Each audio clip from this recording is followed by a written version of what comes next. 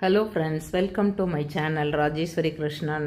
இன்றைக்கி இறாலையும் மீல் மேக்கரையும் வச்சு ஒரு தொக்கு தான் பண்ண போகிறோம். அதுக்கு இறாலை இப்படி குடல் எடுத்தோன்னா அந்த க்ளீன் பண்ணுறதுக்கு அந்த குடல் வராது. அதனால நான் வேறு மெத்தட் சொல்லித்தர்றேன். இப்போ வெந்நீரில் இந்த மீல் மேக்கரை போட்டு கொஞ்சம் நேரம் ஒரு 10 நிமிஷம் ஊற விட்டுறலாம். இப்போ இறால் எடுத்துக்கோங்க. அது முதுகில் ஒரு கீரல் போட்டிங்கன்னா அந்த குடல் தனியாக வந்துடும். பாருங்கள், அழகாக எடுக்க வருது பாருங்கள். அந்த கருப்பாக இருக்க அந்த குடல் ஃபுல்லாக வந்துடும். வந்தோடனே இதை எடுத்துட்டு நீட்டாக இதை க்ளீன் பண்ணி மஞ்சத்தூள் உப்பு போட்டு கழுவி எடுத்துகிட்டு வந்திருக்கேன். இப்போ இந்த மீல் மேக்கரை 4-5 வாட்டி தண்ணி ஊற்றி நல்லா கழுவிட்டிங்கன்னா அந்த வாடை எல்லாம் போயிடும். போனோடனே அதை ரெண்டாக நறுக்கி எடுத்து வச்சுக்கோங்க.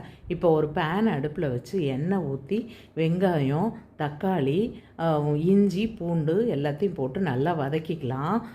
ஃப்ரெண்ட்ஸ், இந்த மீல் மேக்கரில் கால்சியம், மக்னீஷியம் எல்லாமே, பாஸ்பரஸ் எல்லா சத்தும் இருக்குங்கிறாங்க. ஹார்ட்டுக்கு ரொம்ப நல்லது. ஒமேகா 3 ஃபேட் இதில் நிறைய இருக்குது. கெட்ட கொழுப்பை குறைக்கும் அப்படின்னு சொல்கிறாங்க. இது சர்க்கரை வியாதிக்காரவங்க இது தாராளமாக எடுத்துக்கலாம். இப்போ வதக்குனதை எடுத்து பேனை ஓரமாக வச்சுட்டு சட்டி அடுப்பில் வச்சு எண்ணெய் ஊற்றிக்கங்க.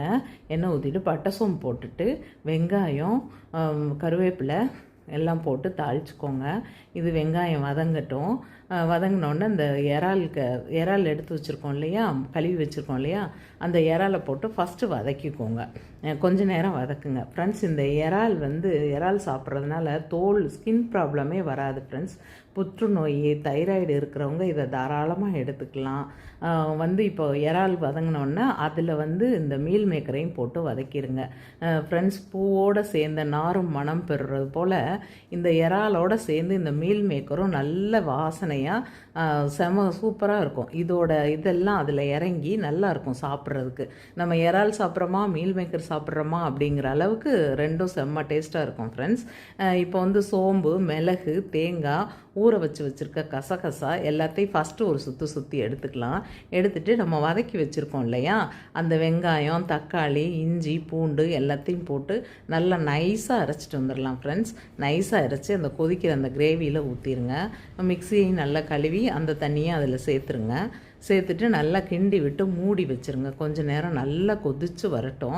ரெண்டும் நல்லா எல்லாம் மிக்ஸ் ஆகி வரட்டும். ஃப்ரெண்ட்ஸ், என் சேனல் பிடிச்சிருந்தால் லைக் பண்ணுங்கள், ஷேர் பண்ணுங்கள், சப்ஸ்கிரைப் பண்ணுங்கள். ஃப்ரெண்ட்ஸ், பாருங்கள், இப்போ கொதிச்சு வந்துருச்சு. இந்த ஸ்டேஜில் கொத்தமல்லி போட்டு இன்னும் கொஞ்சம் நேரம் மூடி வைக்கலாம். ஃப்ரெண்ட்ஸ், இதை கொஞ்சம் தண்ணியாக தான் எடுக்கணும். ஏன்னா மீல் மேக்கர் அந்த தண்ணி எல்லாம் உறிஞ்சிரும்.